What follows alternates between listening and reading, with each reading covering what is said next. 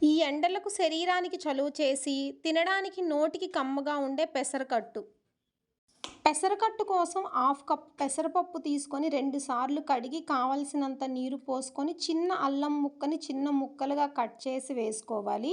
అందులో కొంచెం పసుపు వేసి కుక్కర్‌లో పెట్టి 4 లేదా 5 విజిల్స్ రానిచ్చి స్టవ్ అయితే ఆఫ్ చేసుకోవాలి.